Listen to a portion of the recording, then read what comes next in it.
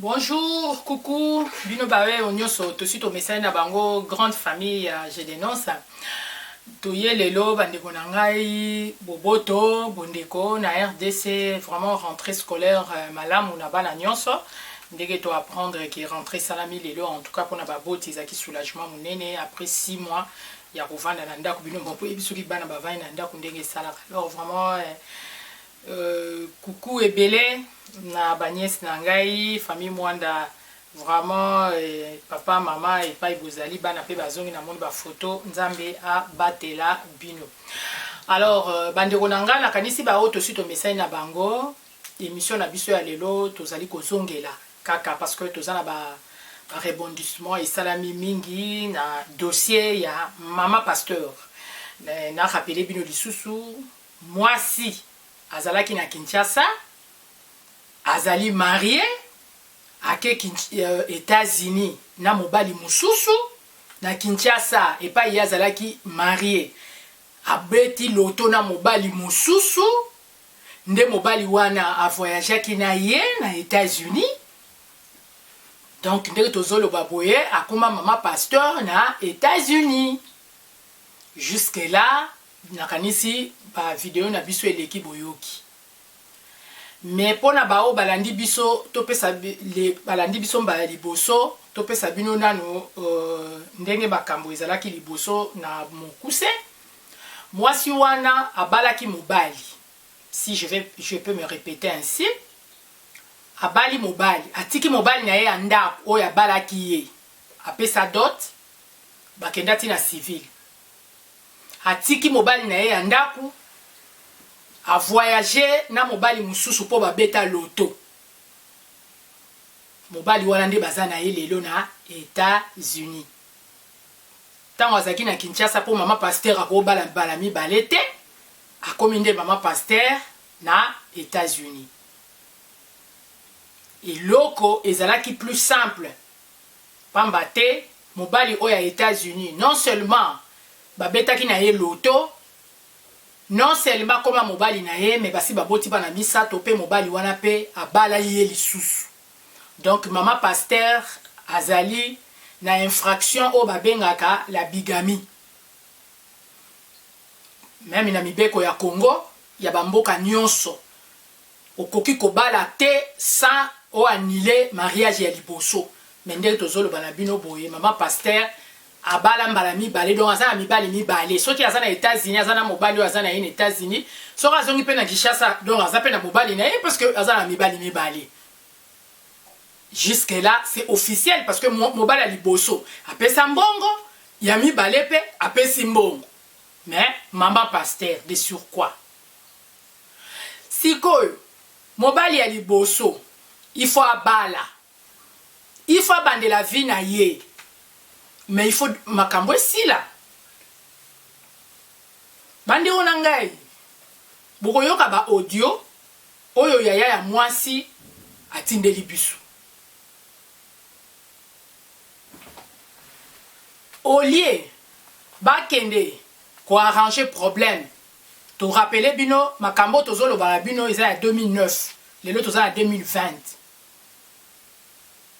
Bazongi sa dot te bazongisa eloko te. Dot ezaka significatif pardon dot eza symbole. Ata dot ya $100 ata ya $50 ezali dot parce que ezali symbole. Soki bino famille ya mwasi bozali leloko ignorer montant ya dot bolobi ke bapesaka kaka $500 na 2009 $500 ezaki na effet et puis soki bino bozala mbongo famille ya mbongo bosenga combien? On vend pas la femme quand même. Na ba famille oyo ba se respectaka. D'autres ba senga d'autres belete. Pambate mbonga libala esila kate. Batu nyoso ba ye bien. Mais soki bino bozala mbongo ebele bozo ignorer bolobi ke mbongo a d'autres kutu oyo bino boyambela ki famille ya mwasi pardon famille ya mobali eleki ebele mais normal. Nani yango ayebite ke famille ya mwasi soki bobali si bino nde bosala ba dépense ebele. Yoka ba argument bazo pousser. Ba le bio d'ailleurs mukoto yamba ki famille ya mobali wana biso de dépense ki ebele. Donc raison moyen bazo sa dot ya mobali batu te.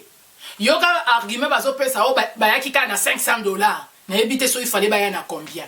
Donc bazaki na idée ya koteka mwana parce que soko ozobalisa mwana no afek honneur bafamille ya biso bato babali na famille na biso bayebi bakobenga yo balobi pesa o oza nango honore mwasi na yo yo moko bato bazotalanga bayebi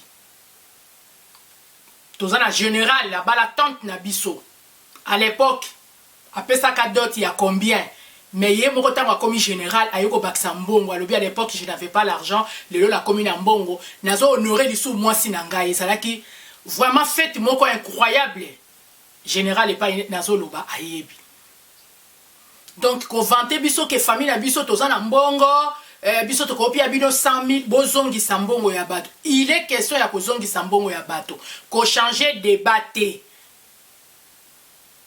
ba audio bokoyoka bongo to sa analyse bozwa ta ya koyoka ba audio wana. Je suis vraiment, je vous dis que ça va continuer comme moi les gens m'empêchaient. Il ne faut pas faire ça, laisser. Et le même Mireille qui me Mariam qui me disait papa, Yaya Tika, laissez. Aujourd'hui, il m'a bien facilité la tâche. Vous montez des réseaux sociaux au nom de Mireille, Myriam, et vous commencez à publier ça. Ce sont des preuves vraiment tangibles. Les audios que nous avons, les images, les écrits. Tu n'en as pas, hein? Tu le fais là, tu vois, si c'est aussi avec ton petit chien là. Nous, on ne s'intéresse même pas là-bas. C'est la justice. Il y a une justice de ce pays. La famille est ici, tout le monde est ici. Et ils sont ici, ils foutent pourquoi? Quand il a commencé ses aventures ici, mon oncle, le professeur l'a appelé. Il a dit, cessez de faire des bêtises comme ça. Si tu as un problème, venez ici me voir. Il est venu, il a fui. Avec son papa, soit des économistes, je ne sais pas quoi. L'économie qu'il a fait, je ne sais pas dans quel pays, où on a des calculs sur les dots des femmes, des enfants, c'est de belles familles. Économistes, chevronnés, tous les escroqueries. Vraiment, ça va. Il faut faire aussi ces calculs pour trouver le montant qui va dire devant l'État. Si vous avez tué quelqu'un, combien il faut payer. Nous, l'argent, ce n'est pas l'argent qui nous manque. Hein. Ça, je vais vous dire, ce n'est pas l'argent qui nous manque. S'ils veulent qu'on leur donne même 100 000 $, mais ils vont payer la vie de quelqu'un. La vie de quelqu'un. Si c'est trop, ils ont tué une jeune fille. Alors là, on fait à cette fille qui devrait naître à cette époque-là pour établir la vérité de ce qu'il a fait. Il est parti faire ça pour tuer cette jeune fille, à croire qu'il va effacer l'image. Mais je suis très content parce que le sang de quelqu'un suit quelqu'un. Dans notre proverbe, nous les tétés là, si tu tues quelqu'un, même après 20 ans, 5 ans, avant que tu meurs, on va découvrir que tu as tué quelqu'un. Parce que le sang va parler. Maintenant, le sang de cet enfant est en train de parler sur Gistelet. Gistelet, là, l'assistant qu'on appelle l'assistant Lupin, ce n'est pas un assistant, c'est un assassin. Gistelet, tu me dis qui là, sur ma battando là. Hein? Monsieur, tu te caches. Mais non, on ne peut pas te suivre comme un enfant. C'est l'État qui va terminer avec toi. Je vais mettre en marche tous les services de sécurité, disons la justice en particulier. Et comme ça, tu vas répondre à tes actes. Tu vas répondre à tes actes. Ça, je le ferai et je vais le faire maintenant, car comme j'ai des preuves avec moi, comme tu commences à monter je ne sais pas quoi appeler ça, des adresses, fausses adresses au nom de Myriam.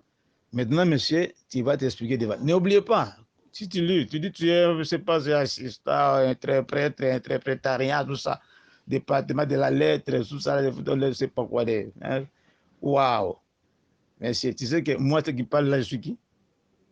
Mes parents qui vous jouer là, ils sont qui? Toi, tu peux être français, toi, tu apprends les langues pour être. Tu connais combien de langues dans ta vie, toi? Tu as appris dans quel pays où parler beaucoup de langues là?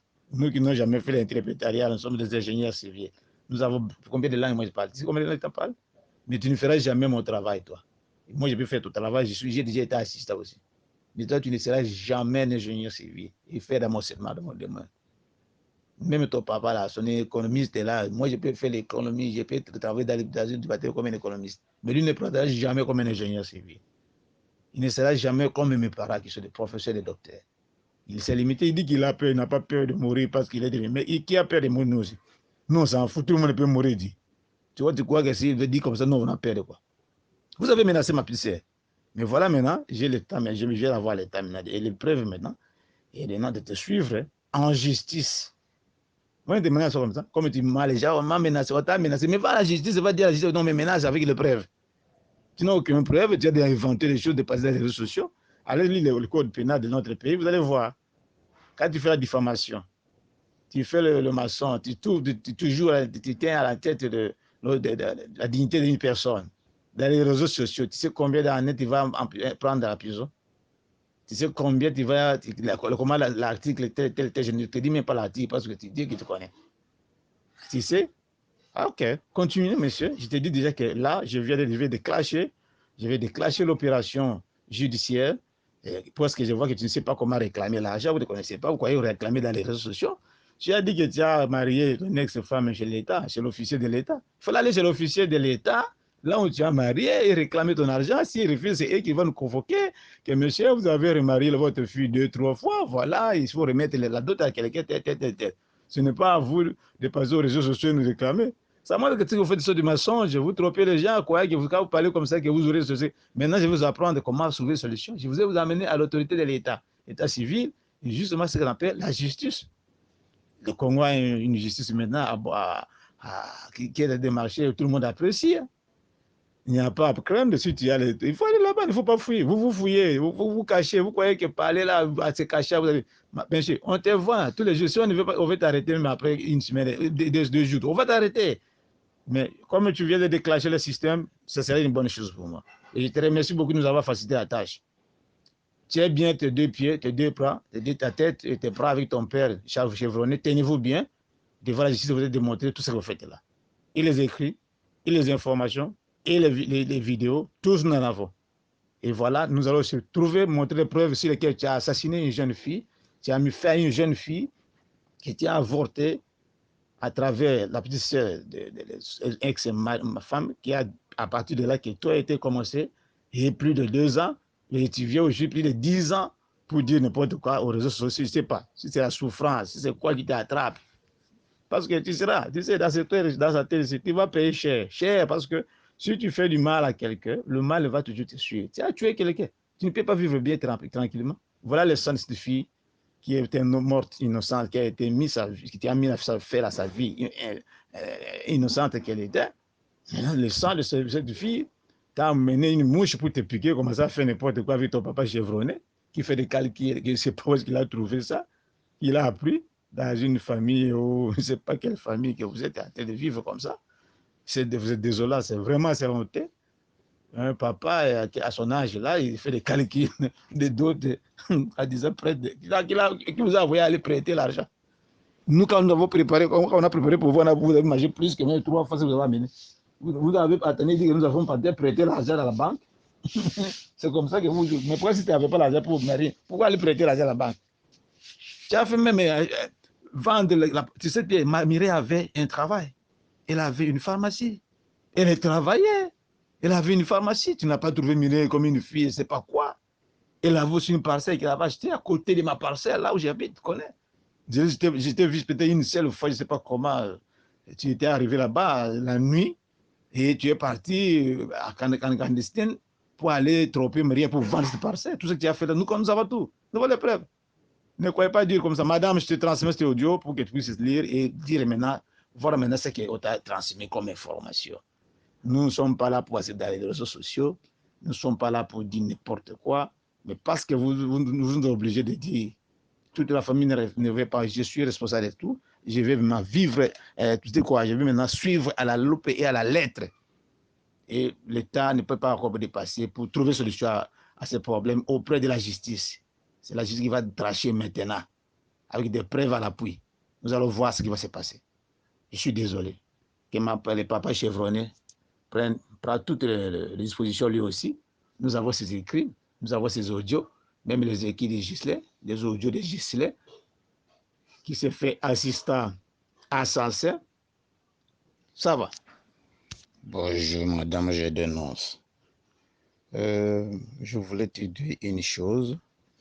Je te suis souvent quand tu fais ce qu'on appelle une aventure, je ne sais pas, c'est des sketchs, ou je ne sais pas de quoi, il y a des montées ensemble avec Gisley. Si c'est que Gisley te raconte est vrai, pourquoi il ne te dit pas comment le divorce a commencé? Il cache quoi? Il n'a jamais dit il avait dans ses mains le sang d'une jeune fille qu'il a tuée, qui devrait avoir 10 ans. Il oublie qu'il est un assassin. Pourquoi il fuit? La famille, nous sommes ici à Kinshasa, il va passer aux réseaux sociaux. Dans les réseaux sociaux, qu'il est parti marier, prendre Myriel en mariage. Des réseaux sociaux qu'il est parti déposer là, d'autres qu'il dit déposer une et d'autres qui s'essaient de prétendre là. Dans les réseaux sociaux qu'il est parti manger avec sa famille. C'est dans les réseaux sociaux, il parle là, qu'il va trouver une solution positive. Et vous voyez, dans les réseaux sociaux qu'on peut réclamer les droits et vouloir donner, c'est la tromperie, c'est trompe, je t'assure. Je sais que vous êtes en train de faire ce qu'on appelle diffamation et tout consort, que vous connaissez la dignité de ma petite soeur. Je vous informe que vous nous aviez facilité la tâche pour avoir juste là maintenant devant la justice. Si c'est prétend dire la vérité, demande-lui de fuir la famille. Pourquoi? Parce qu'il avait engrossé la petite soeur de Mariam qui était partie aux États-Unis. Il l'a laissé la petite soeur pour l'aider à travailler, à se copier de lui, de tout ça. Et la fille qui venait de l'intérieur, il n'en connaissait encore rien, et ça qui ça. C'est elle qui habitait avec Mireille. Maintenant, Gislain s'est pris l'audace de violer cette fille par force, il l'a engrossé. Moi, j'étais derrière, moi, son grand frère, j'étais en voyage, sinon, je devais l'arrêter à cette époque-là.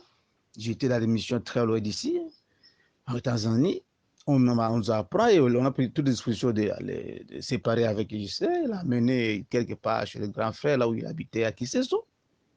Gislain, nous laissons maintenant que la femme puisse naître. Nous allons voir après. Et il a fait un effort, il a commencé à suivre la fille, chercher là où se trouve la fille, la tromper, il a donné des médicaments un jour comme ça. Non, prenez les médicaments quotidiens à la tête. Il a mis des médicaments qui a détruit l'enfant du ventre, l'enfant qui a 5 mois dans le ventre. Il a osé, il a risqué même de faire tuer cette petite sœur.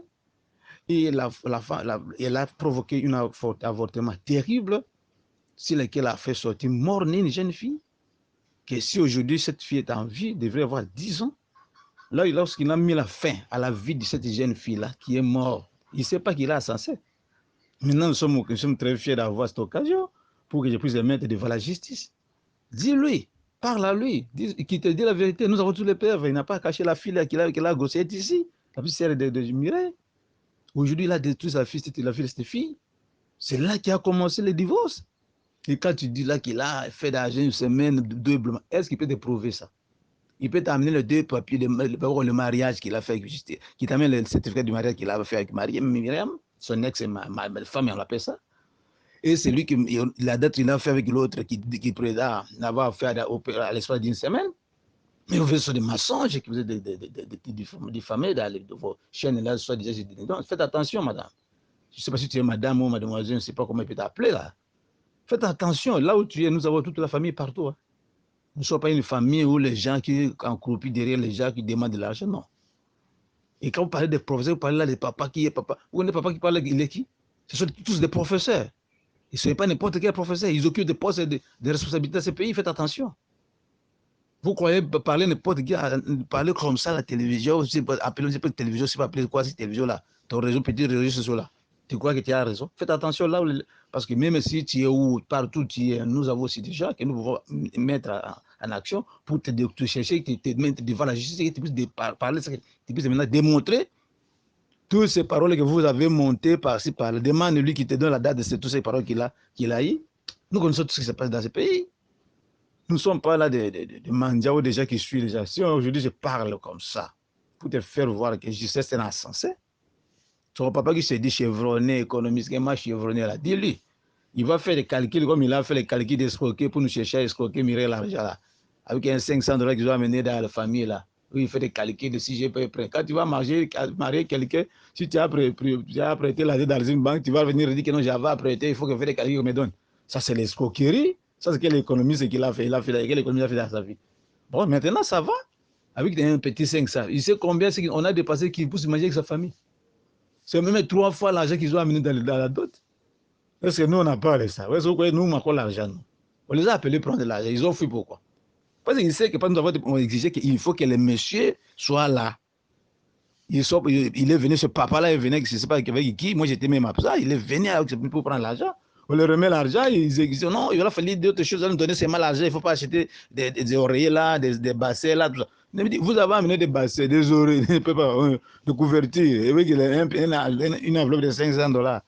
On vous le remet, vous dites non, non, il ne fallait pas acheter ça, nous allons venir, alors on va s'attendre. Ils ont eu peur, on les a informés que attention là, vous partez, vous avez que Gista a tué une fillette là-bas, a fait un acte d'assassinat sur lequel il doit savoir qu'il ne peut pas s'échapper. Les preuves sont là, tangibles. D'ailleurs, moi, je suis désolé. Je suis désolé de vous dire. Bonjour, madame, je dénonce. Je voulais te dire une chose.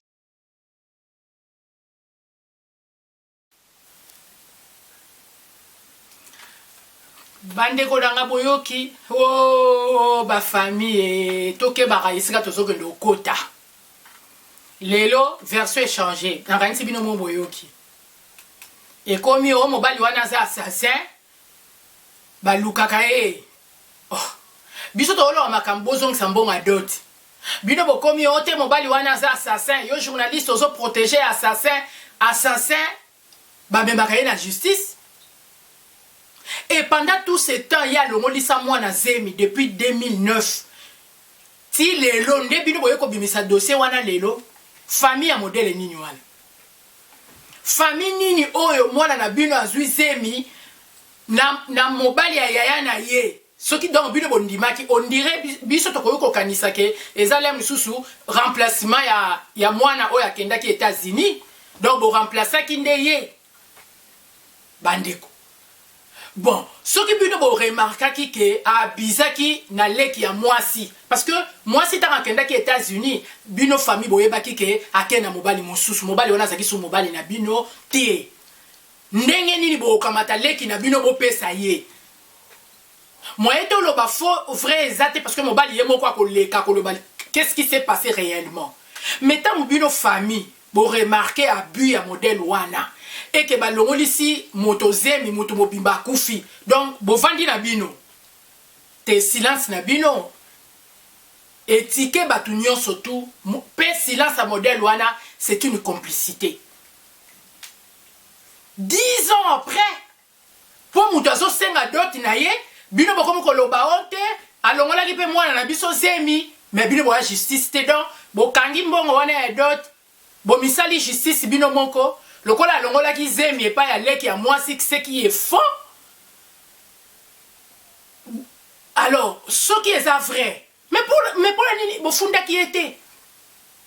Bozeli 10 ans tant mouto a comme ko déclarer mbongo na ye que il faut abala parce que il faut abala famille wana pas yazo que ndoko bala la basengi ye annulation ya premier mariage pour la sécuriser moi na bango. Voilà une famille qui se respecte. Balobi papa yo balaki avant mariage ba anilate mwana na biso moye pe to ndima yo ezate c'est tout à fait légitime. Justice oyozo lo ba justice ba ko annuler mariage mais ba retourna bino soki bozongisa ki biloko rembourser la dot chers messieurs mais famille a modèle nini oyo bande ko bino ba boyebi bango boyebisa bango ke toza ba bantu mbongo libala bazongisaka soki libala ezate mais bino bokozongisa même 100 000 mais mbongo ya muke oyo famille faut bayebisa bino ata oseki tata ya mobali eza na sens te parce que une réparation ezali une réparation vous devez réparer bozongisi na mbongo ya mutu et puis vous réparer préjudice causé pendant 10 ans messieurs je vais t'apprendre des choses yo intellectuel ingénieur civil ce n'est pas yo te mutu yo te ce n'est pas au bourreau ya ko déterminer montant ou ko sa victime non ça se fait pas comme ça monsieur attends la justice va koyeba sabino sur le plan coutumière bozongisa mbongo parce que la fille est liée. Mais nazoka mwa bino famille intellectuelle entre guillemets boyoki intellectuel ingénieur civil français ndenga ya buki la rousse bozoyoka bino moko pe famille ya ba professeur ba éminent professeur mais eza eloko boko réfléchir te C'est tout à fait normal. On a fait marier notre fille à un monsieur. La moindre des choses, c'est de rembourser l'argent du monsieur et de réparer. Parce que la dame reconnaît qu'accompagné qui mobile il y a des documents, ba collègue na il y a IPN basali po ba eda qui est azwa crédit pour aider moi si à kende na poto. Mais moi si wana, yemo na mutu na ya yebite. Non, et comme il est là, ah non, kuta ka moi si na lopango, akuta ki moi si na pharmacie, moi si na lopango, moi si na pharmacie ko lukambo habillé. Parce qu'il a utilisé Gislain juste pour un bon habillé, point barre. Parce que ça bête à l'auto, na John a moussous. Mouto a à lopango, mouto a à pharmacie, une femme riche, une belle femme. A connu qu'on zanga mbongo wana. Donc, ne déplaçons pas les débats, messieurs. Nous, on n'insulte pas, nous, on est bien éduqués. Je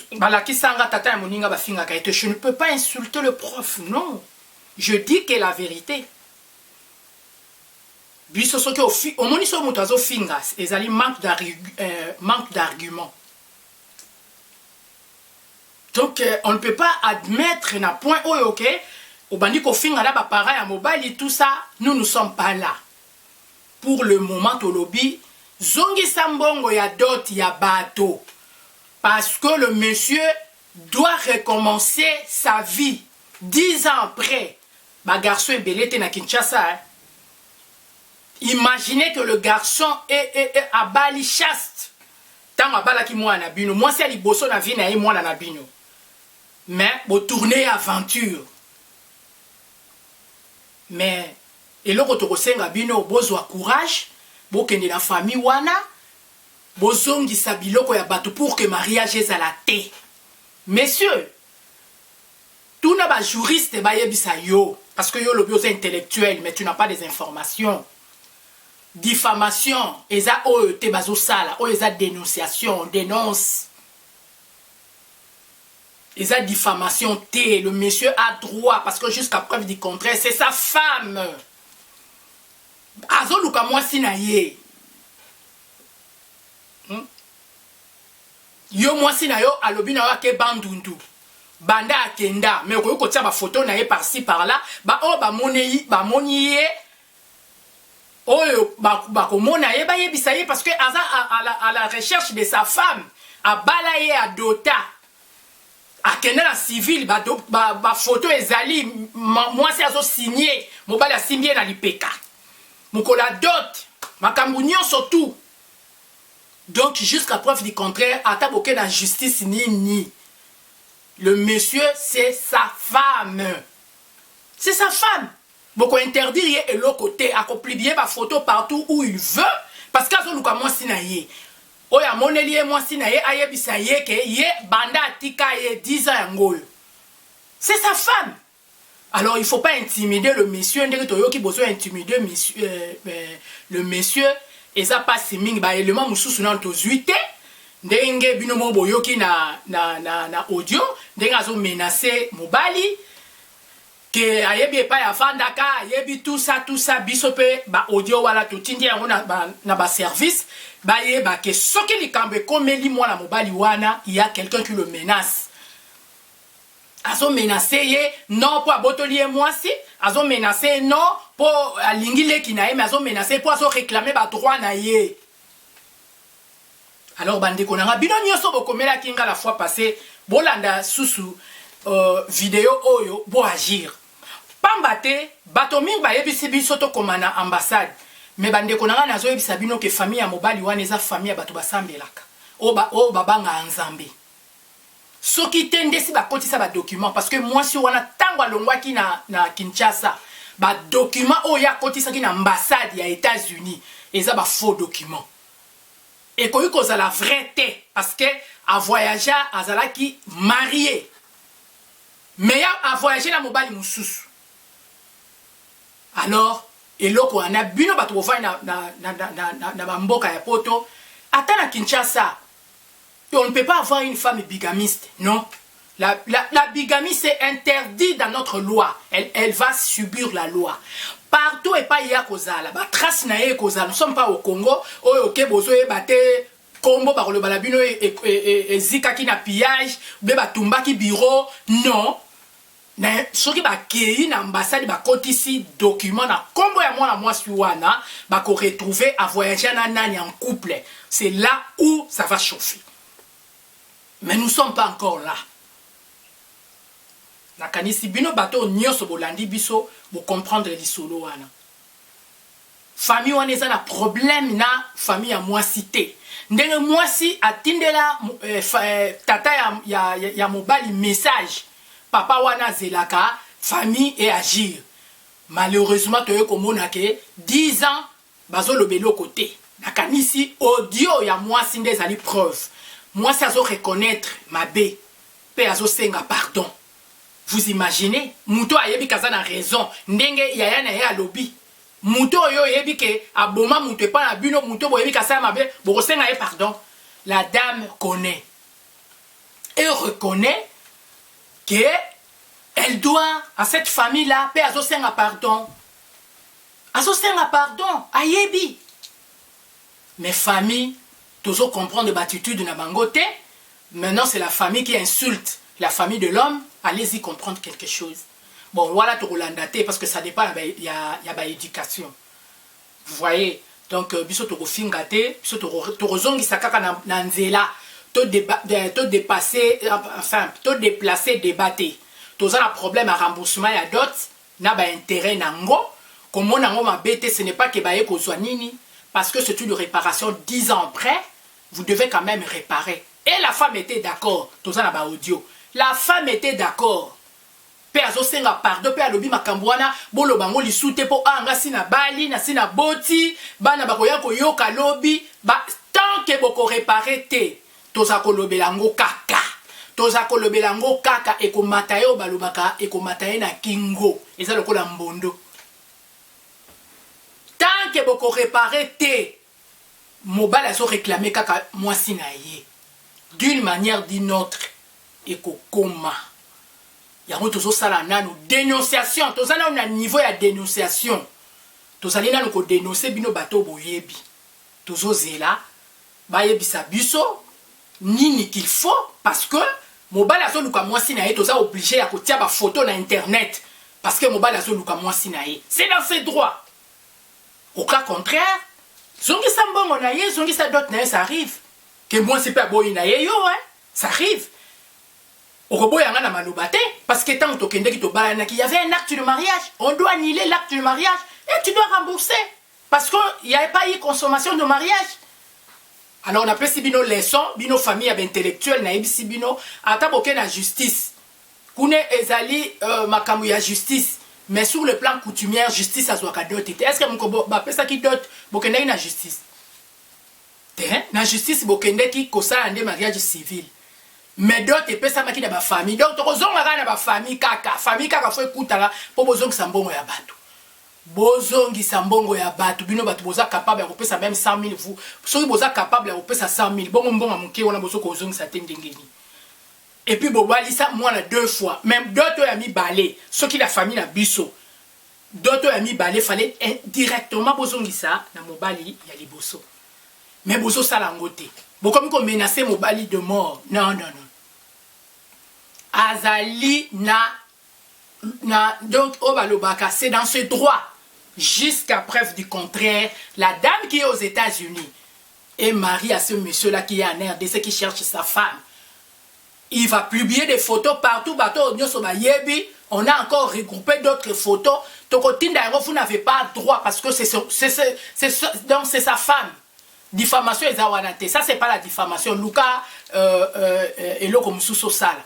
C'est sa femme. Abalaye. Eh, les hommes qui sont battés. Abalaye, messieurs. Nous sommes des Bantous. Ata 10 francs, ata likasu, symbole. Ata singasu qui n'est pas maman, biso baza oba bangokala.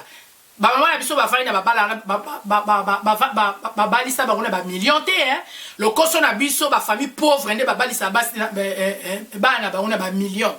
Une famille qui se respecte, vous vendez pas votre fille. Ngande Nazabo et famille n'angata bazui 10 000 dollars. Ce n'est pas ma valeur. Donc, bakoki kozona bango même 50 dollars.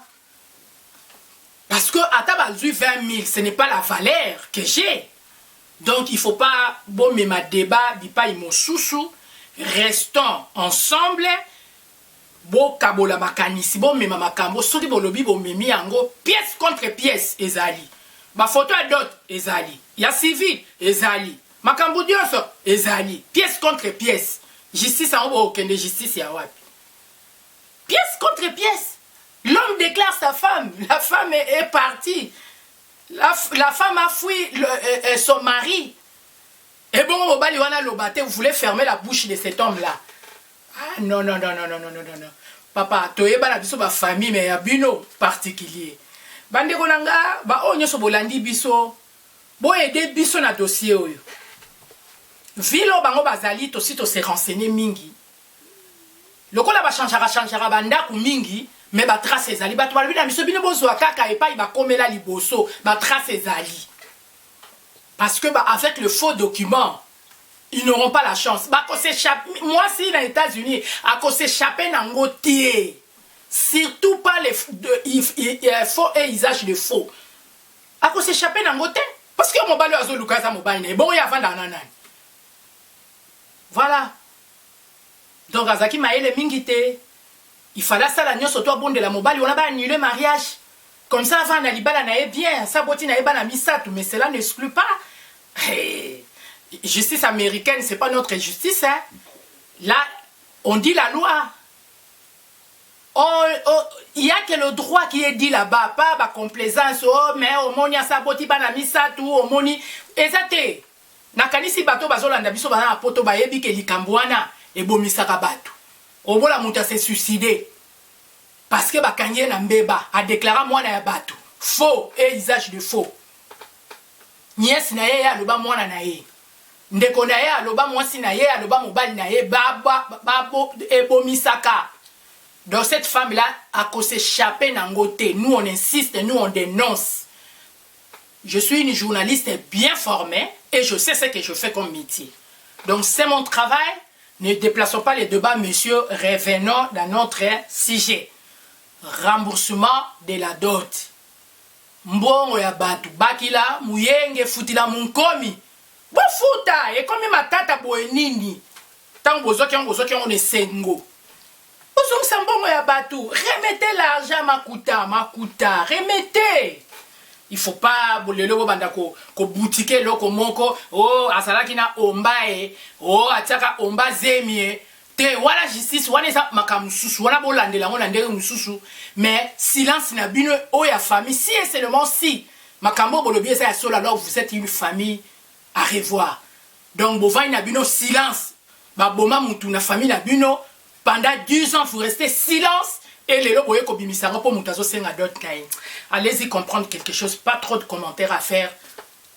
À suivre, likez, partagez. Surtout, abonnez-vous pour ma caméra zoya lisusu.